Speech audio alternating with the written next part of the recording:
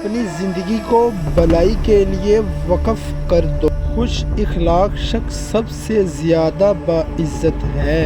اچھے لوگ سڑک کے کنارے لگی روشنیوں کے مانند ہوتے ہیں جو فاصلے کو کم تو نہیں کرتے البتہ راستے کو چلنے والوں کے لیے آسان اور محفوظ ضرور بناتے ہیں۔